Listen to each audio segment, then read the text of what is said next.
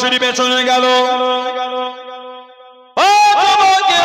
400 জন আলেমকে নিয়ে বার হয়ে গেল। মক্কা শরীফে কিছুদিন থাকার পরে মদিনা শরীফের জমিনে চলে গেল। ইয়াসরিবের জমিনে কিছুদিন থাকার পরে নিজের ইয়ামানে ফিরে যাবেন। 400 জন আলেম দাঁড়িয়ে দেন, ও আমরা ইয়ামান দেশে আর যাব না, আমরা ইয়ামান দেশে ফিরবো না, আমরা ইয়ামান দেশে যাব না। 400 জন আলেমকে জিজ্ঞাসা কেন করলেন, কেন ইয়ামান দেশে যাবে না, কেন ইয়ামান দেশে ফিরবে না? ও আপনি যদি আমাদের ঘরে জানো মেরে ফেলেন, ইয়ামান দেশে যাব না। আমরা জানতে পেরে গিয়েছি, আমরা খবর পেয়ে গিয়েছি আখিরি নবী, শেষ নবী হযরত মুহাম্মদ সাল্লাল্লাহু আলাইহি ওয়াসাল্লাম এই জমিনে তাশরীফ আনবেন, এই জমিনে হাজির হবেন। সুযোগ যদি হয়ে যায়, আল্লাহ পাক সুযোগ যদি দিয়ে দেয়, ওনার হাতে গাত কানা দিয়ে ইমানের কালেমা পড়ে মুসলমান হয়ে যাব। জোরে বলুন সুবহান, আর একটু জোরে বলুন সুবহান। আমরা আর ইয়ামান দেশে ফিরবো না। আসমানি কিতাব থেকে খবর পেয়েছি এই জমিন যিনি আখিরি নবী হবে, এই জমিনে তিনি আশ্রয় নেবেন। আল্লাহ পাক যদি একটু সুযোগ দেন, ওনার হাতে হাতে কলিমা। কতদিন আগে আল্লাহর নবী দুনিয়ায় তাশরীফ আনার 1000 বছর আগে, আজ থেকে 2500 বছর আগে এই ঘটনা ঘটছে। হুজুরের দুনিয়ায় তাশরীফ আনার 1000 বছর আগে। সুবহানাল্লাহ বলেন। 400 আলেমের মুখ দিয়ে যখন শুনলেন, উনি বললেন তোমরা আখিরি নবীকে দেখবে, আমি দেখবো না? আমিও দেখব। তাহলে আমি আর ইমানে যাব না। ইমান দেশ থেকে রাজত্ব আনলেন, মদিনা শরীফে এনে 400টা আলেমের জন্য 400টা একতলা করে ঘর করেছিলেন। আর বাজার থেকে 400 জন মহিলাকে ক্রয় করে 400 জন ইহুদি আলেমের সঙ্গে বিয়ে দিয়ে দিলেন। 400 জন মহিলা। আগে বাজারে মানুষ বিক্রি হতো, আগে বাজারে মানুষ বিক্রি হতো, কেনা বেচা হতো। নতুন একটা রিপোর্ট বাজারে ঘুরছে, নতুন একটা রিপোর্ট, ইন্টারন্যাশনাল রিপোর্ট ঘুরছে। কি রিপোর্ট বলছে ওটাকে? যুবক সে ভাইরা কথা বলে না, বড় বড় নেতা মন্ত্রীদের, বড় বড় শিল্পপতিদের, পৃথিবীর সব মাথা মাথার লোকেদের নাম উঠে এসেছে বলছে। শোনেন না আপনারা? মোবাইলে যুবকগুলো দেখে না? কালকে একটা রিপোর্ট দেখলাম, 1999 না কবে তুর্কিতে ভূমিকম্প হয়েছে। বাচ্চাগুলিকে চুরি করে ওইখানে নিয়ে গেছে দ্বীপে। ইসরায়েলের দাম্পত্য একটা দ্বীপ কিনেছে, ওই দ্বীপে এক একটা বাচ্চা চুরি করে নিয়েছে। $500 করে এক একটা বাচ্চা মাথা পিছু দিয়েছে। সব এক একটা রিপোর্টে বার হয়ে আসছে। লা হাওলা ওয়ালা কুওয়াতা ইল্লা বিল্লাহ।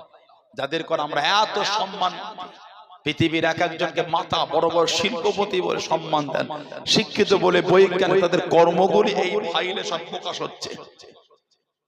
পশুও মনে হয় নিকৃষ্ট হয় না। 3 থেকে 9 বছরের বাচ্চা বাচ্চা মেয়েগুলিকে নিয়ে যেত, তাদের সাথে শারীরিক সম্পর্ক করত। বলুন নাউজুবিল্লাহ, বলুন আস্তাগফিরুল্লাহ।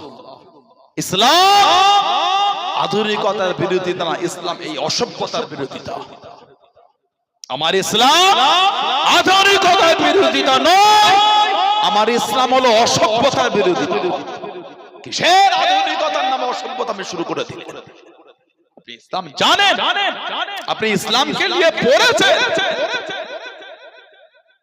আমরা নাম শুনেছি রাজা রামমোহন রায়, শোনেন না আপনারা? উনি কি বন্ধ করেছিল বলেন? সতীদাহ প্রথা। স্বামী মারা গেলে ওনার স্ত্রীর বয়স যদি 15 বছরও হতো, স্বামীর সাথে বেঁধে চিতায় দিয়ে দিত। রাজা রামমোহন রায় ওনাকে সমাজ থেকে ত্যাগ করে দিয়েছিল। ঠিক বলছে না ভুল বলছি? এক শ্রেণীর মানুষেরা ইতিহাস করে দেখে রেখে যান। একটা সময় ছিল দলিত আর আদিবাসী, আমার বাড়ির বোনগুলির মাগুলি স্তন ঢাকতে পারতো না। দলিত আদিবাসী আমাদের বাড়ির মা আর বোন, তারা স্তন ঢাকতে পারতো না। সমাজে স্তন খুলে ঘুরতে হতো। কেন? স্তন ঢাকলে তাদের ট্যাক্স দিতে হতো, ট্যাক্স পয়সা দিতে হবে। ইংরেজি নিত না, ইতিহাস ঘাটলে বুঝবেন কারা নিত। ইতিহাস ঘাঁটলে বুঝবে কারা নিত এটা। স্তন ঢাকতে পারত না। এক মেয়ের কাছে বাড়িতে ট্যাক্স নিতে গিয়েছে, মহিলাটি বললেন দাঁড়ান, মহিলা ভেতরে গেলেন, নিচের স্তন দুটিকে কেটে ওই লোকের হাতে দিয়েছে। মেয়েটা মারা গিয়েছিল। কত অত্যাচার করেছে দলিত। এই কত সপ্তাহে একটা রিপোর্ট দেখলাম, বিহারের কোন রাজ্যে একটা দলিত মারা গিয়েছে, তার একটা বাচ্চা মারা, মেয়ে এত কাঁদছে, ওই লাশটাকে কাঁধে করে নিয়ে শ্মশানে নিয়ে যাবে, ওই লোকটা নাই। কেন? দলিত ছোঁয়া যাবে না তো। এখন আমাদের মধ্যে কি নোংরা মানুষের কথা ঢুকে আছে বলেন তো? কথা ঠিক বলছি না ভুল বলছি? ইসলাম এত মেথরের বাচ্চা যদি ইমাম হয়, জমিদারের বাচ্চা মেথরের বাচ্চার পিছনে দাঁড়িয়ে নামাজ পড়তে বাধ্য ইসলামে। সুবহানাল্লাহ বলে। একটা মুচির বাচ্চা যদি আলেম হয়, মুচির বাচ্চা ওয়াজ করবে, জমিদারের বাচ্চাগুলো বসে বসে ওয়াজ শুনবে, এটা আমার ইসলামের বিধান। এটা সুবহানাল্লাহ বলে। আমি কোন ধর্ম ছোট করতে আসিনি, মানুষের কথার পরিবর্তন করে। ধর্ম মানুষকে হিংসা শেখায় না, ধর্ম মানুষকে ভালোবাসা শেখায়। আপনি মনে নোংরা তৈরি করেছেন কেন? কদিন আগে দেখলাম মোবাইলে ভিডিও ঘুরছে নেটে, একটা দলিত, সেই ঘরের একটা ছেলে, একটা উঁচু জাতের ছেলেকে পড়াতো প্রাইভেট, তার বাড়ি থেকে গ্লাসে পানি পান করেছে বলে ওই মাস্টারটাকে যা ইচ্ছা তাই বলা হয়, তুই নিচু জাতে তুই পানি পান করলি কেন? কত নোংরা মানুষের কথা বলেন তো।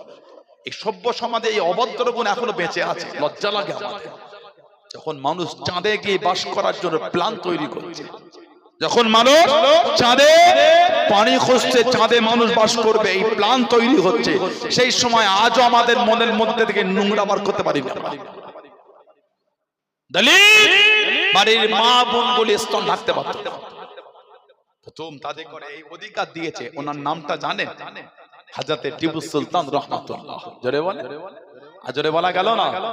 দলিত আর আদিবাসী মায়েদের স্তন ঢাকবে বিনা ট্যাক্সে, এই অধিকারটা প্রথম দিলেন হযরতে টিপু সুলতান রহমাতুল্লাহ। জোরে বলুন না সুবহানাল্লাহ। ওই ফাইল কি, ফাইলটার নাম দিয়েছে কি? কি নাম? যুবকগুলো জানেন না নামটা? কি একটা ফাইলের নাম দিয়েছে দেখছিলাম। এই বাচ্চাগুলোকে নিয়ে গিয়ে মানে যে জুলুম করেছে, আমি আপনাকে বলবো 21,000 না 19,000 পৃষ্ঠা না 19 লক্ষ পৃষ্ঠার ওই ফাইল পাবলিশ হয়েছে বলছে। কারো কর্জ আপনি অবাক হয়ে যাবেন। বাচ্চা বাচ্চা মেয়েগুলোকে এই বুকটাকে চিরে ভেতর থেকে নারী ভুঁড়ি সব বার করে ওগুলোকে তোরা পুড়িয়ে পুড়িয়ে খেত। এই পৃথিবীর বড় বড় মাথাগুলি, বলুন না নাউজুবিল্লাহ, বাচ্চা বাচ্চা মেয়েগুলির এই গোস্তগুলোকে ছিঁড়ে ছিঁড়ে পুড়িয়ে পুড়িয়ে খেত। 13 বছর 14 বছর মেয়ের শারীরিক সম্পর্ক করত, পেটে বাচ্চা আসতো, 2 মাস 3 মাসের বাচ্চা ওয়াশ করে দিয়ে ওই গুলিকে স্যুপ তৈরি করে খেয়েছে। নাউজুবিল্লাহ বলে, আস্তাগফিরুল্লাহ বলে। আল্লাহ এই জালেমদের নোংরা চক্রান্ত থেকে আল্লাহ আমাদের হেফাজত করে, বলুন আল্লাহুম্মা আমিন। যদি বলেন আল্লাহুম্মা আমিন। আমি এখানে হিন্দু, মুসলমান, জৈন, খ্রিস্টান, দলিত, আদিবাসী, পাঞ্জাবি, গুজরাটি, মারাঠি, শিখ বৈদ্য করতে আসি। আমি এখানে মানুষত্ব প্রমাণ দিতে এসেছি। মানুষ মানুষ বললে মানুষত্ব দুর্নাম হয়ে যাবে। ওদের পশু বললে আমার মনে হয় পশুরাও না আন্দোলন শুরু করে দেয়। এত জঘন্য ওরা। 3 বছর 5 বছরের বাচ্চাগুলিকে হত্যা করে তাদের গোস্তগুলোকে পুড়িয়ে পুড়িয়ে খেয়েছে। আস্তাগফিরুল্লাহ, লা হাওলা ওয়ালা কুওয়াতা ইল্লা বিল্লাহ। আল্লাহ পাক গোটা পৃথিবীর মানচিত্রে আল্লাহ শান্তি দিয়ে দেন, বলুন আল্লাহুম্মা আমিন। সমস্ত সম্প্রদায় ধর্মের লোককে আল্লাহ কাঁধে কাঁধ মিলিয়ে শান্তিতে আল্লাহ বসবাসের তৌফিক দান করে দেন, বলুন আল্লাহুম্মা আমিন। যদি বলেন আল্লাহুম্মা আমিন। হযরতে সালমান রাদিয়াল্লাহু তাআলা মদিনা শরীফে আসলে রাস্তায় ওই পাদ্রীর কাছে শুনলেন যে মদিনা শরীফে হুজুর আসার 1000 বছর আগে ওই 400 আলেমের 400টা ঘর আর 400 জনের বিয়ে দিল, আর একটা ঘর করেছিল দোতলা। ইয়েমেনের বাদশা তুবাই আউয়াল অসুস্থ হলো, ইয়েমেনে চলে যাবে, যাবার আগে চিঠি লিখে চলো, ইয়া রাসূলুল্লাহ সাল্লাল্লাহু আলাইহি ওয়াসাল্লাম, হুজুর আমি তুবাই আউয়াল ইয়েমেনের বাদশা, হুজুর আশা করেছিলাম আমি আপনাকে দেখব, যদি আমি আপনাকে দেখতাম সবার আগে আমি আপনার হাত ধরে কালিমা পড়ে মুসলমান হতাম। জোরে বলেন না সুবহানাল্লাহ।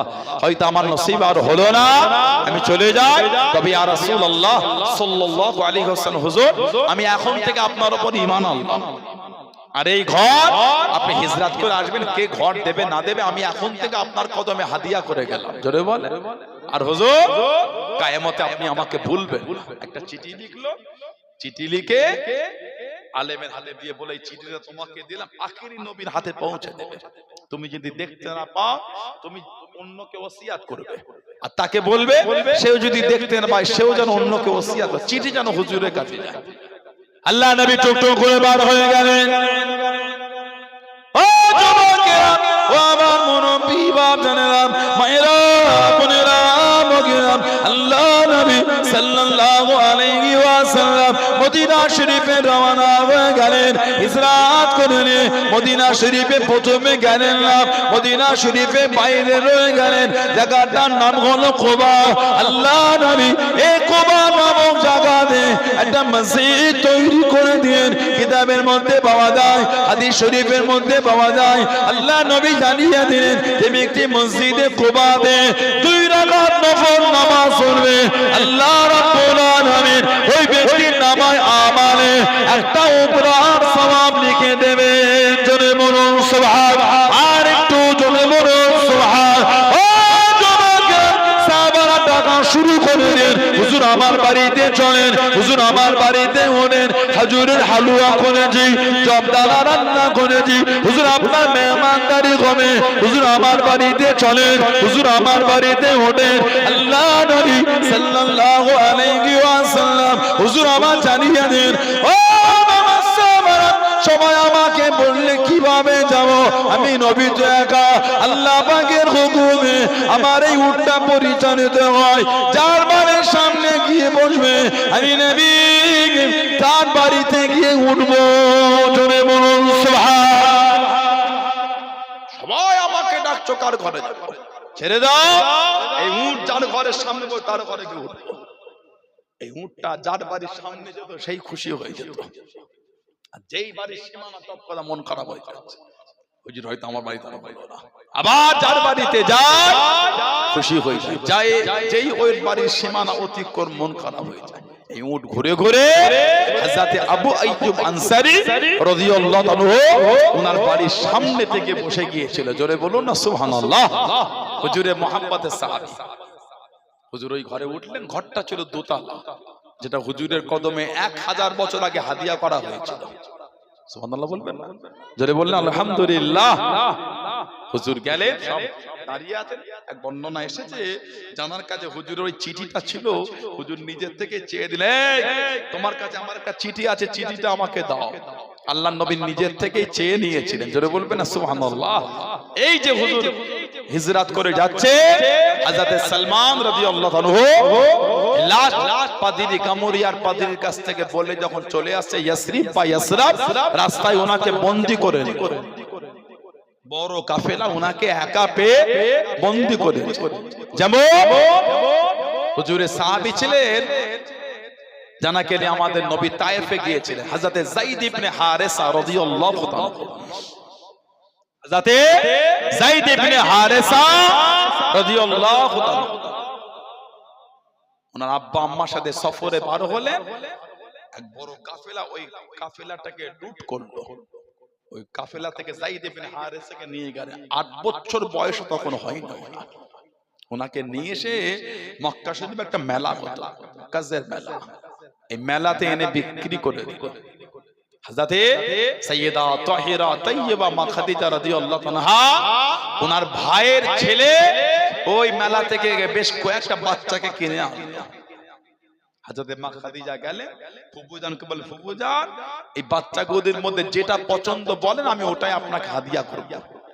আম্মা জান হযরত যায়েদ ইবনে হারেসাকে পছন্দ করেছিলেন। জোরে বলুন না, আর কি জোরে বলা গেল না? আম্মা জানের সাথে হুজুরের যখন বিয়ে হলো, আম্মা জান বলে, হুজুর আমি আপনাকে একটা হাদিয়া দেব। ওই হাদিয়াটা মা দিয়েছিলেন যায়েদ ইবনে হারেসাকে, আল্লাহ নবীকে দিয়ে দিয়েছিলেন। জোরে বলুন সুবহানাল্লাহ। ওদিকে ওনার আব্বা আম্মা পাগল হয়ে যেত, আমার ছেলে গেল কোথাও।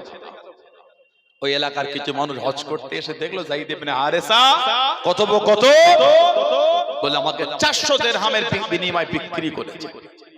বাপকে গিয়ে বললো তোমার ছেলে বেঁচে আছে, মক্কা শরীফে কুরাইশদের বাড়িতে বিক্রি হয়েছে 400 দিরহামে।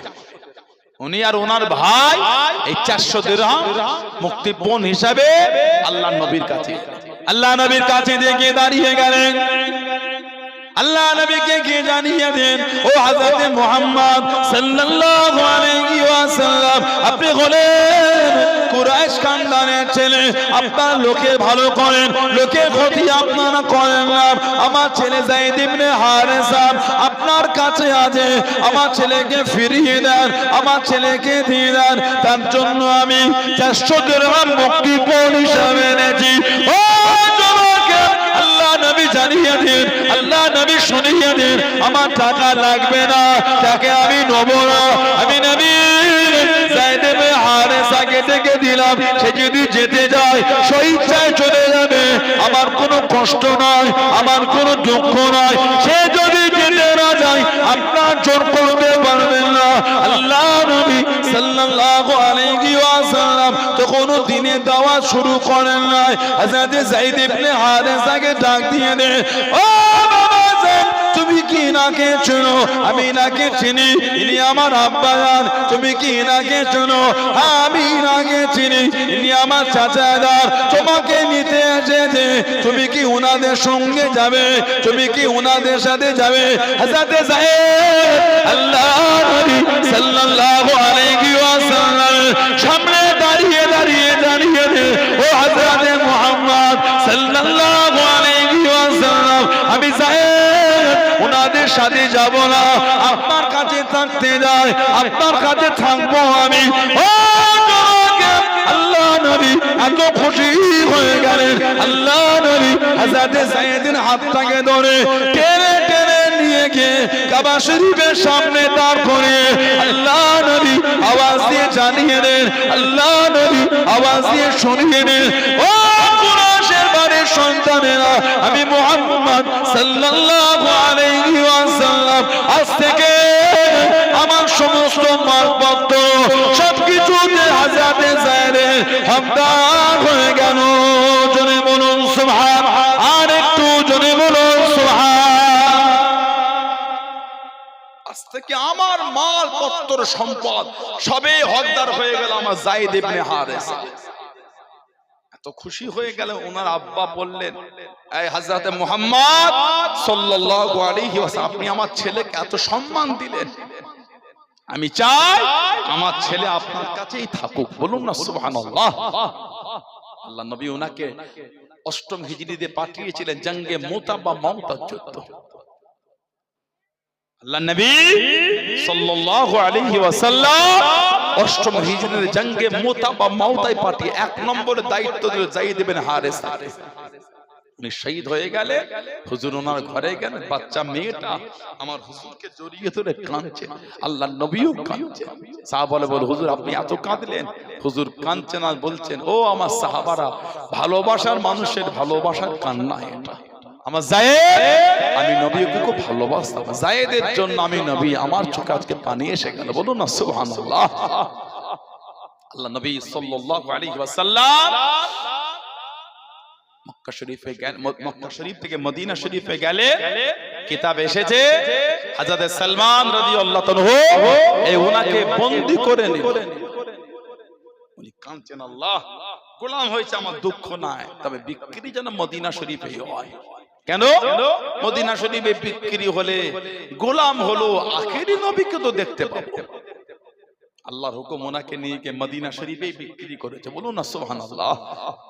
হযরত সালমান রাদিয়াল্লাহু তাআলা খাজুর বাগানে কাজ করতে, উনি বলে 1 তারিখ আমি বাগানে কাজ করছি, আমার শরীরে আস্তে আস্তে হাওয়া লাগছে আর মনে একটা আনন্দ, আর কানে আস্তে আস্তে একটা শব্দ আসছে, তালা আল বদরু আলাইনা মিন সানিয়াতুল ওয়াদাই ওয়াজাবা শুকরু আলাইনা মাদআ লিল্লাহি দাই। জোরে বলুন না সুবহানাল্লাহ। হযরত সালমান রাদিয়াল্লাহু তাআলা বার হয়ে গেলেন। দেখছেন সব আমার নবীকে ঘিরে আছে সাল্লাল্লাহু আলাইহি ওয়াসাল্লাম। আহা, উনি গিয়ে ওই এক মুঠা খাজুর দিলেন, এটা সাদকা দিলাম। হুজুর বলে নবীদের সাদকা চলে না, নবীরে সাদকা চলে না, ফিরিয়ে দাও। উনি যখন আবার হুজুরের দরবারে গেলেন, উনি আমার হুজুরকে এক মুঠা খাজুর দিবেন, এটা আপনার হাদিয়া। হুজুর নিলেন আর সাহাবাদের মধ্যে বন্টন করলেন। জোরে বলো। নমুনা বলেছিল তিনটে, দুটো মিলে গেছে, একটা বাকি আছে। কোনটা? এই মাহরে নবুয়াতের চিহ্নটা। মাহরে নবুয়াত, আল্লাহ নবী সাল্লাল্লাহু আলাইহি ওয়াসাল্লাম, সাহাবী হযরত সালমান। উনি বলছে আর ওটা আমার নসিব হচ্ছে না। মানে হুজুর তো সবসময় নূরের বাদান শরীফে কাপড় দিয়ে আছে। হযরত সালমান রাদিয়াল্লাহু তাআলা বলে, এক তারিখে আমি দেখলাম আল্লাহ নবী সাল্লাল্লাহু আলাইহি ওয়াসাল্লাম আমার বাগানেই চলে এসেছেন। জোরে বলে। আর কি জোরে বলা গেল না? আমার খাজুরের বাগানে চলে এসে, যেদিন হুজুরের নূরের বাদানে কাপড় না, একটা চাদর এই পিঠের উপর থেকে আস্তে হালকা করে চাপা দিয়ে আছে, হালকা হালকা হাওয়া হয়, চাদরটা আস্তে আস্তে নাচে। হযরত সালমান পিছনে চলে গেলেন, পিছনে গিয়ে দোয়া চাইতে লাগলেন, ও আল্লাহ, হাওয়াটা যদি জোরে হয় চাদরখানা সরে যায়, চাদরখানা সরে গেলে আমি সালমান আল্লাহ নবী সাল্লাল্লাহু আলাইহি ওয়াসাল্লামের মাহরে নবুয়াত থেকে ফেলবো। ও যুবকের ফালকা রিদানা, আল্লাহ রাব্বুল আলামিন ওনার মনের খবর খানা, ওনার মনের অবস্থা খানা আমার নবীর কাছে খোলাসা করে দিন। আল্লাহ নবী চাদরখানা খুলে দিন। হযরত সালমান রাদিয়াল্লাহু তাআলা আনহু, আল্লাহ নবী চাদরখানা ওনার দিকে ছুঁড়ে দেন। আল্লাহ নবী জানিয়ে দেন, আল্লাহ নবী শুনিয়ে দেন, ও সালমান, হাওয়া আশা কেন করো, বাতাসে কেন করো? উনজুর মা উমিরতানি, দেখো দেখো যেটা তুমি আশা করছিলে, যেটা তুমি ইরাদা করছিলে। হযরত সালমান রাদিয়াল্লাহু তাআলা আনহু, আল্লাহ নবী সাল্লাল্লাহু আলাইহি ওয়াসাল্লামের নূরে মোহরে নবুয়াতে ঠোঁট দিয়ে চুমা দিয়ে দিলেন। জোরে বলুন সুবহান। আর একটু জোরে বলুন সুবহান। খালি হুজুরের পিছনে দাঁড়িয়ে বলেছে, আল্লাহ, হাওয়াটা যদি জোরে হয় চাদরটা সরে যায়, চাদর যদি সরে যায় হুজুরের মাহরে নবুয়াতটা দেখতে পাবো। আল্লাহ পাক ওনার মনের এই অবস্থাটা আমার হুজুরের কাছে আল্লাহ খোলাসা করে দিয়েছে। ফালকা রিদাহা, হৃদয় মনটা আল্লাহ ওনার কাছে খুলে দিয়েছে। আল্লাহ নবী নিজেই চাদরটা খুলে ওনার দিকে ছুঁড়ে বলছে, উনজুর, দেখো মা উমিরতা, যেটা তুমি ইরাদা উম্মীদ করছিলে ওটা দেখো। পিছন দিক থেকে হুজুরকে ধরে ওই মাহরে নবুয়াতে চুমা দিয়ে দিলেন। জোরে বলো। আর কি জোরে বলা গেল না? সেই সাহাবাদের মহব্বত থাকে, প্রেম সাহাবারা কিভাবে আমার হুজুরকে করেছে। আল্লাহু আকবার, কিভাবে ভালোবাসা হুজুরকে সাহাবারা দিয়েছে। এমনি সাহাবাদের ইজ্জত এত বেশি হয়। আমরা তো হুজুরকে মহব্বত করতেই পারি, আমরা হুজুরকে ভালোবাসতেই পারি। ভালো যারা বেসেছেন তাদের থেকে শিক্ষা নেন। ভালো বেসেছেন আল্লাহর ওলি, আল্লাহ পাকের নেক বান্দা হযরত জুনায়েদ বাগদাদি রাহমাতুল্লাহ। হযরত জুনায়েদ বাগদাদি রাহমাতুল্লাহ বাগদাদের একজন বড় পীর ছিলেন। যে রাতে ইন্তেকাল হয়েছে ওই রাত্রিরে 24 থেকে 25 জন বড় বড় আল্লাহর ওলি এক রাতে খব দেখতেন। দিনে দুনিয়ার বাদশা সাল্লাল্লাহু আলাইহি ওয়াসাল্লাম হুজুর সাহাবাদের বাগদাদের জমিনে হাজির হয়ে গেছে। জোরে বলো। বুখারী শরীফের রওয়ায়াত, মান রাআনি ফিল মানাম রাআল হক, যে আমাকে স্বপ্নে দেখলো সে সত্যি দেখলো, আমি নবী আমাকেই দেখলো। সুবহানাল্লাহ বললেন। হযরত জুনায়েদ বাগদাদি যে রাতে ইন্তেকাল হলেন 24 থেকে 25 জন ওলি স্বপ্ন দেখে আমাদের নবীকে বাগদাদের জমিনে হুজুর তাশরীফ রেখেছে। আর জিজ্ঞাসা করলেন, ইয়া রাসূলুল্লাহ, বিআদব মাপছে আপনি বাগদাদে? হুজুর বলছেন, আমার জুনায়েদকে একটু সাথে নেব, আমার জুনায়েদ তাকে একটু সাথে নেব। ওলি আল্লাহদের ফজরের সময় যখন ঘুম ভেঙে যায় খবর পেলেন হযরত জুনায়েদ বাগদাদি রাহমাতুল্লাহ আলাইহি ইন্তেকাল হয়ে গেছে। এত দরজা আল্লাহ ওনাকে দিলেন, কিন্তু প্রথম জীবনে ছিলেন বাদশার পালোয়ান। ওনার জীবনের সূচনা বাদশা পালোয়ান ছিলেন। বাদশার হয়ে কুস্তি লড়তেন, কুস্তি, বাদশার হয়ে কুস্তি খেলতেন। আওলাদে রাসূল নবীর খানদানকে কিভাবে ভালোবেসেছেন, দরজা এমনি হয়। প্রথম জীবনে কুস্তি খেলতে, বাদশার কুস্তি। জুনায়েদ হুজুরের নাম শুনলে কেউ ময়দানে নামতো না। কেন? ওনার সঙ্গে কেউ জিততে পারতো না। আল্লাহ ওনার গায়ে এত ক্ষমতা দিয়েছিলেন। জুনায়েদ বাগদাদি রহমাতুল্লাহ জয়ী হয়ে যেতেন। ওনার পীর ছিলেন ওনার মামা, ওনার পীর ছিলেন ওনার মামা, জিততে পারতো না। এত ক্ষমতা বাদশা। বাগদাদের জমিনে, ইরাকের জমিনে খবর হয়ে গেল যে জুনায়েদের সঙ্গে কুস্তিতে লড়ে জিতবে তাকে এত ইনাম দেওয়া হবে, এত পুরস্কার দেওয়া হবে। আওলাদে রাসূলকে ডেকে নিয়ে চলে যায়।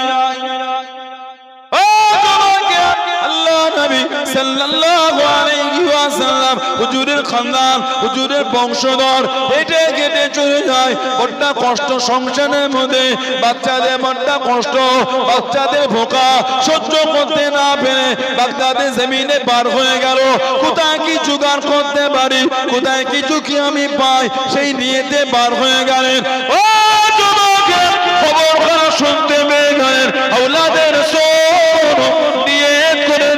আমি কুস্তি খেলবো, আমি কুস্তি লড়বো, আল্লাহ পাক যদি জয়ী করে নেয় ওই টাকাখানা আমার সংসারের সচ্ছলতা ফিরিয়ে দেবে, আমার সংসারের জন্য উপকার হবে। আওলাদে রাসূল ময়দানে হাজির হয়ে গেল। আমি কুস্তি লড়বো, সবাই হাসাহাসি করে যেটুখানি জীবন আছে জীবনটা নষ্ট হয়ে যাবে। ও যুবকের সময় হয়ে গেল। আল্লাহর ওলি হযরত জুনায়েদ বাগদাদি রাহমাতুল্লাহ আলাইহি ময়দানে দাঁড়িয়ে গেলেন। আওলাদে রাসূল উনিও দাঁড়িয়ে গেলেন। কুস্তি শুরু হবে। হযরত জুনায়েদ বাগদাদি রাহমাতুল্লাহ আলাইহি কাছে গিয়ে দাঁড়িয়ে কানে কানে জানিয়ে দেন, ও হযরত জুনায়েদ, আমি জানি আপনার সাথে কেউ জয়ী হতে পারে না। আপনি সব থেকে বড় পালোয়ান, আপনি হলেন বাদশাহ পালোয়ান। আমি আপনার সঙ্গে জয়ী হতে পারবো না, আমি আপনার সঙ্গে জিততে পারবো না। তবে আপনি যদি ইচ্ছা করে গেলে যান আমার বড় উপকার হয়। বাচ্চাদের নিয়ে সংসারে বড় কষ্ট, বাচ্চাগুলি ভোগা আমি বাবা সহ্য করতে পারি না। ও হযরত জুনায়েদ, আমি অন্য কেউ নয়, আমি গোলাম আওলাদে রাসূল, আল্লাহ নবীর বংশধর। শোনার সঙ্গে সঙ্গে আল্লাহর ওলি হযরত জুনায়েদ বাগদাদি রাহমাতুল্লাহ আলাইহি মনেতে দয়া এসে গেল, মনটা নরম হয়ে গেল। ও যুবকের, ও আমার মুরব্বি বাপ জানেরা, মায়েরা, বোনেরা, ভগিনা, যে জুনায়েদ বাগদাদির নাম শুনে লোকেরা ময়দান ছেড়ে দিল, সেই জুনায়েদ বাগদাদিকে আস্তে করে ধাক্কা দিয়েছে, জমিনে পড়ে গিয়ে ওনাকে জয়ী করে দিলেন। জোরে বলুন সুবহানাল্লাহ, আর একটু জোরে বলুন সুবহানাল্লাহ। বাচ্চা পাশেই খেলা দেখছে, না না সত্য দেখছে না মিথ্যা দেখছে। এই রুগা পাটকা লোক, এই লোকটা জুনায়েদকে হারিয়ে দেবে, ওটা কি করে? আবার একবার খেলা খেলা আবার হলো।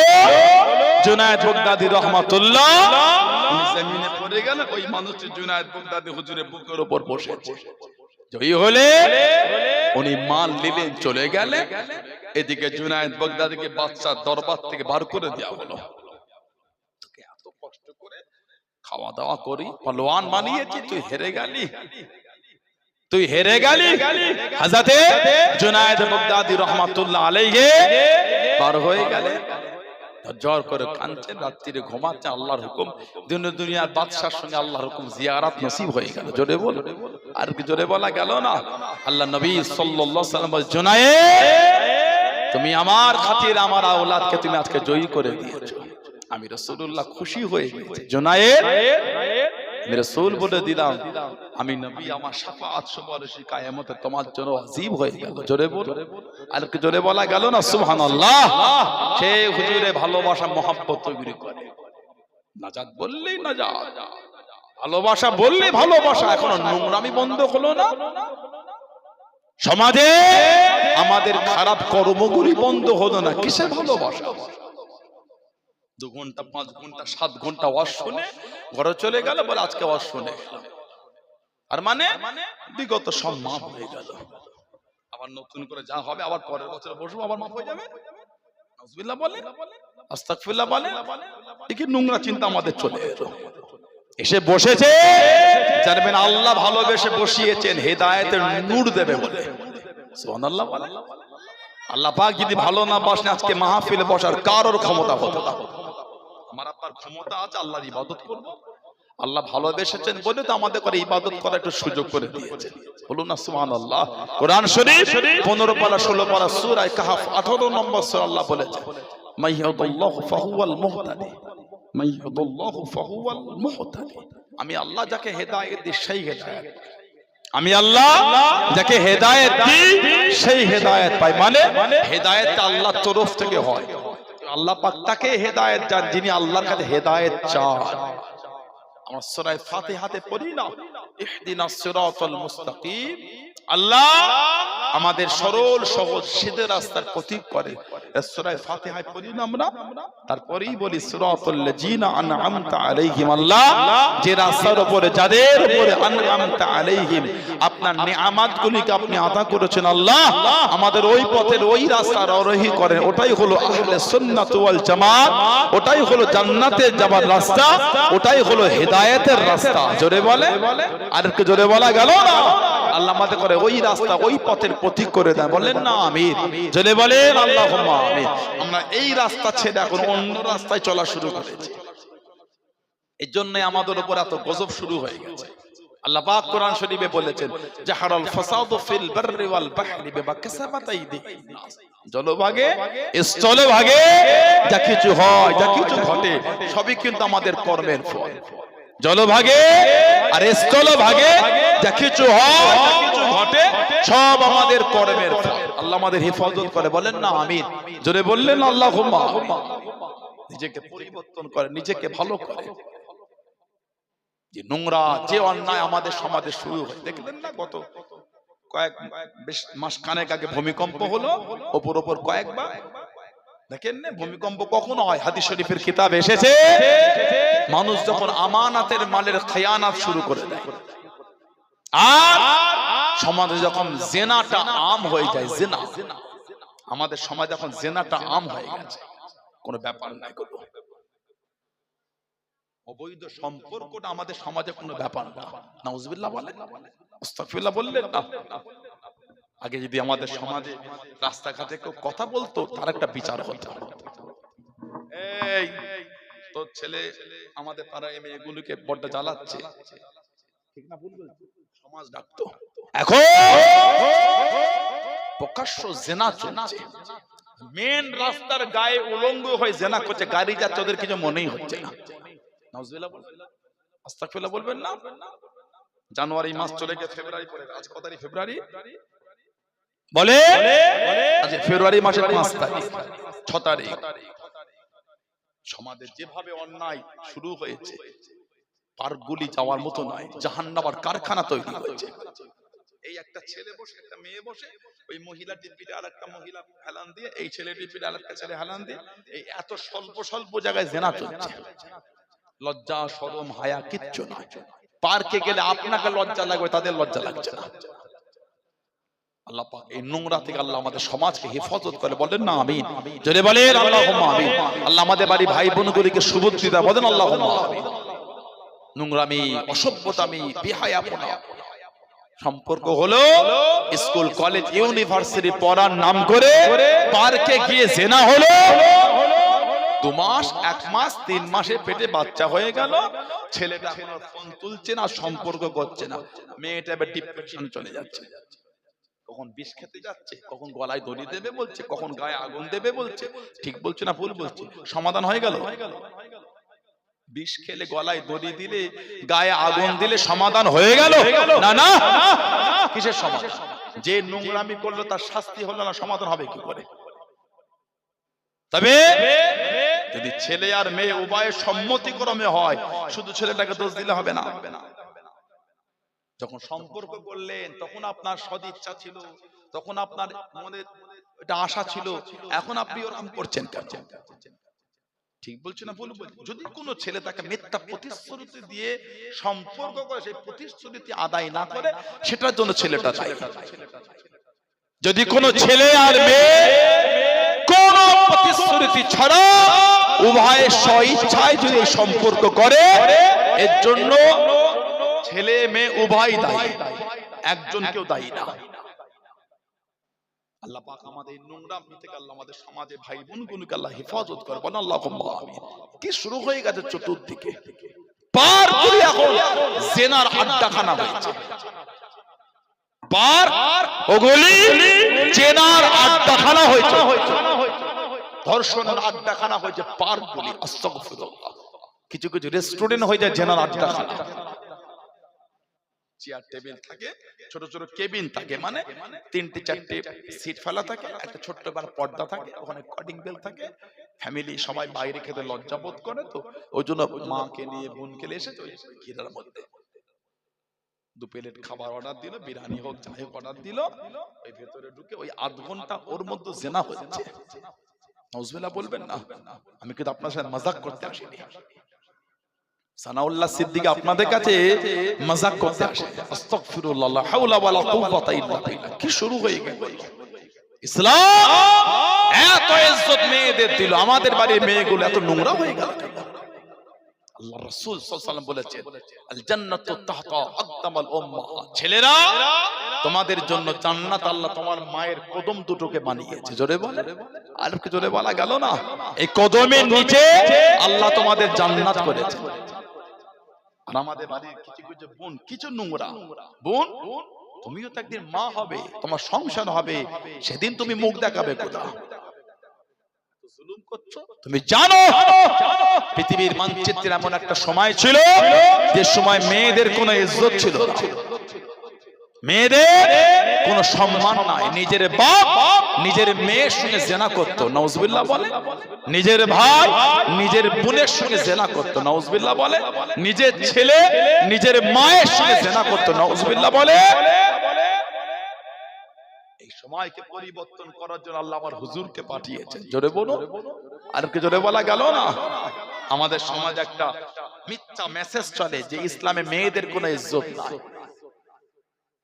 ইসলামে মেয়েদের কোনো ইজ্জত নাই। লা হাওলা ওয়ালা কুওয়াতা ইল্লা বিল্লাহ। আপনি ইসলাম পড়েছেন, আপনি ইসলাম জানেন। এমনি তো গত কদিন ধরে সোশ্যাল সাইটে একটা নিউজ চলছিল, নাকি কোরআনে আয়াত আছে অমুসলিম দেখলে হত্যা করো, নেটে চলছিল না? আপনাদের অসুবিধা হচ্ছে না?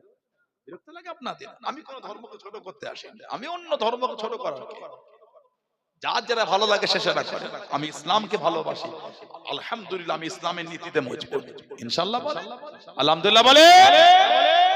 বাকি কার কি পছন্দ সেটা সে বিচার করে, আমি কি করব?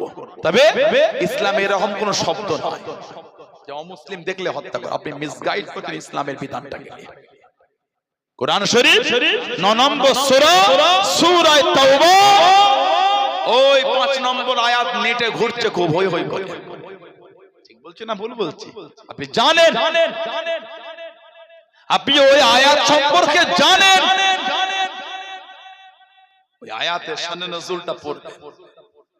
এডুকেটেড ভাই, শিক্ষিত সমাজ, শিক্ষিত পরিবেশ, অদ্য এলাকাটা শিক্ষিত এলাকা।